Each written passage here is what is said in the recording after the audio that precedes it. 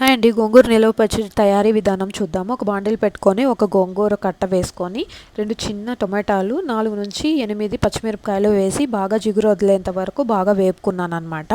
అలాగే నూనెలో బాండిల్ వేసుకొని దాంట్లో జీలకర్ర, మెంతులు, ధనియాలు వేసి బాగా వేపుకొని దాన్ని మిక్సీ జార్లోకి వేసి మిక్సీ అయితే పట్టుకున్నామండి. ఆ మిక్సీలోకి వేసుకున్నది పక్కన మిక్సీలోనే పెట్టుకొని ఇప్పుడు ఆల్రెడీ మనము బాండిల్లో పెట్టుకొని జిగురు వదిలేంత వరకు తీసుకున్న ఈ ఈ గోంగూరని 2 కలిపి మిక్సీలోకి పట్టుకోవాలన్నమాట.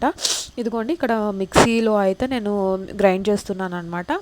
జార్లో మిక్సీ పట్టుకున్న తర్వాత మళ్ళీ బండలకి పోపు పెట్టుకుంటున్నాను. పోపు పెట్టుకోవడానికి కావాల్సినవి మీరు చూస్తున్నారు కదా. అలాగే మొత్తం అది అలాగే కొంచెం చల్లారిన తర్వాత ఈ పచ్చి ఎల్లుల్లి అయితే వేసాను.